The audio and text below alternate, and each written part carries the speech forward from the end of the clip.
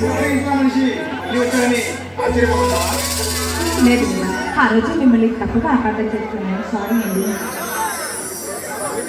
పర్వాలేదు నేనా, అందరూ నన్ను తప్పుగా అర్థం చేసుకునేవాడు కానీ అర్థం చేసుకునేవాళ్ళు అనుకోలేదు. అబ్బా, ఇంకా ఆ విషయాన్ని మర్చిపోమని చెప్తున్నాను కదండి. నువ్వు సారీ చెప్పడానికి ఇంకోటి తప్పేం చేసేవని తప్పంతా నాది. మనిషి మనిషిని మర్చిపోలేక మధ్యమత్తులో అడిగిపోవడమే నేను చేసింది. అంటే మీరు ప్రేమికుడా? భక్త ప్రేమ కాదు, వెలికోరిన ప్రేమ.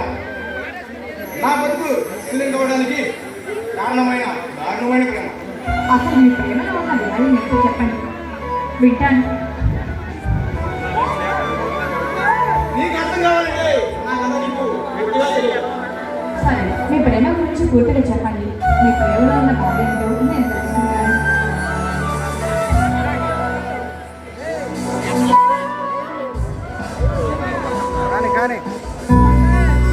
అమ్మా నాన్న వివాహంలో అన్నయ్య నేను ఆప్యాయంగా పెరిగాను.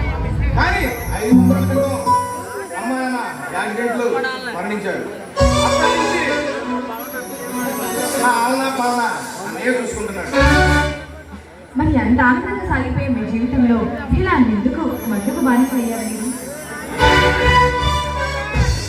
నా జీవితంలోకి నవవసంతులుగా ప్రవేశించిన లత ఆమెను ప్రేమించి పెళ్లి చేసుకోవాలనుకున్నాను. కానీ ఒక దుర్మార్గుడు ఆమెపై కనివేసి నిరాత్రంగా కాటు వేశాడు. ఆ అవమానాన్ని భరించలేని నా లత ఆత్మహత్య చేసుకుంది. అవి కట్టుకోలేక నేను ఈ మధ్యలో మీకు తెలుగుతున్నాను. ఐఎమ్ సారీ అండి, మీకు జరిగిన అన్యాయానికి నేను చూపిస్తున్నాను. కానీ మీరు ఇంకా గతాన్ని తలుచుకుంటూ ఇలా ఉండటం నాకు ఏమీ నచ్చలేదు. ఇంకా నా జీవితంలో ఏమని అలానే ఎందుకు అనుకుంటున్నారు చెప్పండి. గతాన్ని పూర్తిగా మర్చిపోయి మీరు ఇప్పటి నుంచి కొత్త జీవితాన్ని ప్రారంభించండి.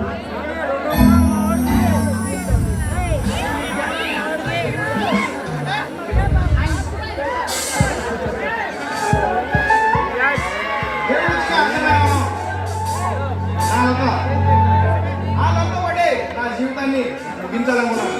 కానీ నాకు అంత ధైర్యం లేదు. అందుకే ఈ మధ్యలో నా జీవితాన్ని మీరు మరీ అంత అసమర్థులు కాదండి. ఆత్మహత్య అనేది పిరికి వాళ్ళ లక్షణం. ముందు గతాన్ని చెప్పేసేసి మీరు మంచి మనిషిగా మారి ఆ కావులు అవన్నీ మానేసి